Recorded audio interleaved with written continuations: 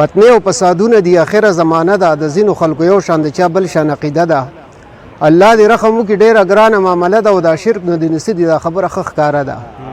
مشرکه که بوتان ځان له خدایان نیولي دي او مسلم ور مراد له باباګان نیولي دي وی پلاني بابا له لاړ شه ننکۍ به دې جوړېږي د بل بابا له لاړ شه که غوږونه دې خوږېږي دا بل بابا له تبې دی چې تبه پې ښه کېږي او په لاس خپو کو باد وي د دې بل سره جوړېږي زمنه مولیا چې مرتبې ورکړي خدای دې خدای خلکو د خپل ځانه ورتړلي دا ډیګرۍ دي څوک لاړ شي باباګانو له څاروي به ترې نه غواړي څوک وایي بېروزګار یم نوکري به ترې نه غواړي څوک وایي دولت را نغدي بیخي به ترې نه غواړي او څوک وایي کور مې نشته د بچي به ترې نه غواړي یو کس دلبار کې ناست و داسې ورو ورو ګوڼېدو چې غوږ مې ورته کېښود واده یې ترې غوښتو یو څو ښځې راغلې وې د عمر نه پخې وې په چغو باندې سر وې غورځولې وې بورقې وې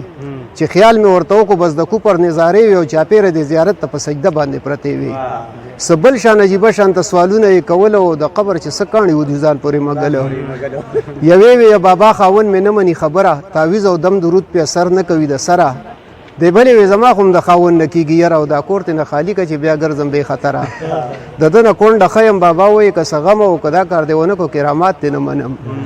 نو بیا بلې وې بابا چې جهنم دې راته کور او غلطي مې پکې نشته بې ګناه سوځم په اورو د زوی دا زړه مې که د خپلې ښځې نه ته تور او یا مړه دغه بلا که شیشم خلاصه د انګورو نو ماوې خانه دا سوال دی د کوو قابل خو نه دی او یا ترور دا بابا دی اجرتي قاتل خو نه دی نو په ګوټ کې یو ملنګ ناسو چې دغه منجور و د چرسو په چیټه باندې راښکته د ده سر په مخه ټوخېدو کو به د هېڅ نه دی خبرو راتلې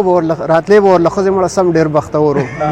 د مالګې یو لویش کری مخې ته پرته وه او دم کړې دی ملنګ و چې دا خلکو له خولده وه او اخري بند اعظم صاحب چې دا ښځې چې انګاره بیا په لار مشغولېدلې او یو بل سره یې خپلې مسلې بیانولې یوې وې چې بېګا مې ټوله شپه خپې خوږېدلې او سهار وختي خو ځکه دی بابا له هم راغلې دی بلې وې ساده ښځې د ده کار خو بدل دی د نورو مسلو له دی د خپو بابا خو بل دی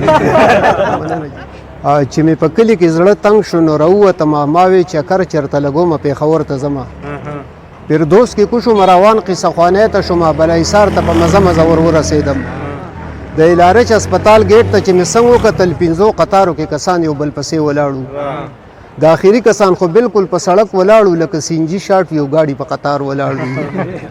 ما وی ډاکټر ته دومره غڼه خو کېدلی نشي زما په خیال په هسپتال کې جوړې نغدې ورکوي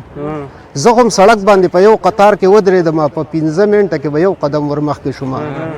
ګنټه چې وشوه نو د ګیټ خواله ور ورسېدم خو د قطار د هغې سر څه پته نه لګېده سر به دې څه خوږم خو نښه وې او 3 بجې شوې چې په قطار کې مخکیني سر له ور ورسېدم زما نه مخکې کس ولاړو ما هغه ته کتل یو ګړه به وکړو په لیټرین باندې ورننوتو زه حق حیران ګوته په خوله هلته کې ودرېدم زه څه خبر وم چې په دې خلکو ټوکنې شاټ کړي 15 لیټرینه وو خو ما چې اندازې ته کتل یو لیټرین به د 5 ګاډو پیسې ګټلې انګاره بیا خو پاکستان او پته نه لګېده د یو دسماتې محکمې به هم خساره کوله مننه